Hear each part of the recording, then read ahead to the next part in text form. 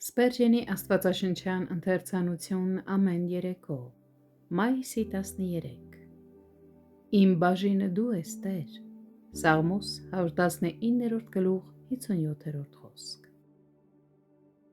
Նայիր քո ունեցվածքին ով հավատացյալ և համեմատիր քո բաժինն ուրիշների վիճակի հետ, նրանցից ոմանց բաժինն իրենց դաշտն ու այգին է, նրանք հարուստ են և նրանց բերքն իրենց ոսկեշահույթ է ապահովում, բայց ինչ է այդ բերքը քո Աստծո համեմատ, ով ամեն հունձքի Աստվածն է, ինչ են լիությունից պայթող ամբարները նրա համեմատ, ով քո ամուսինն է և քեզ երկնային հացով է կերակրում, ոմանց բաժինն էլ քաղաքի մեջ է,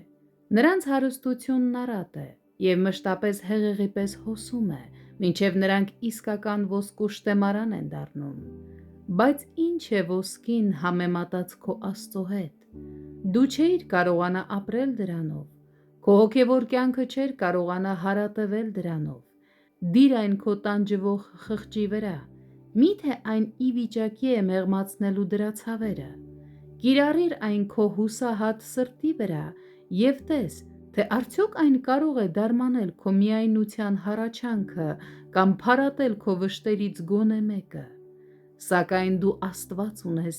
և նրանում շատ ավելին ունես, քան ոսկին ու արծաթը երբևէ կարող են գնել, ոմանց բաժինն էլ այն է, ինչ գրեթե բոլորը շատ են սիրում,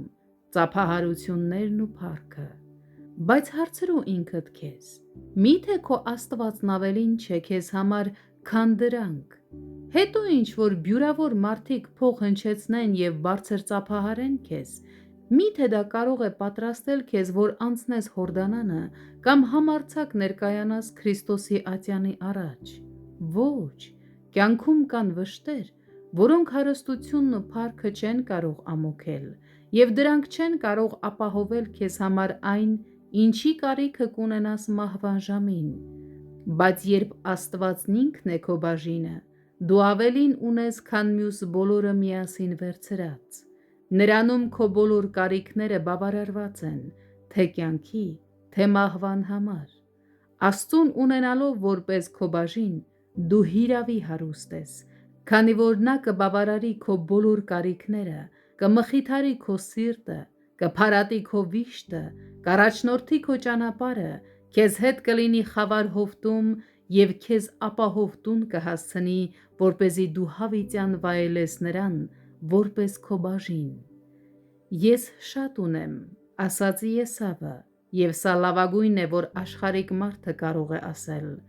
սակայն Հակոբը պատասխանեց, ես ամեն բան ունեմ, և սա չափազանց բարձր բան է մարմնավոր մտքի համար,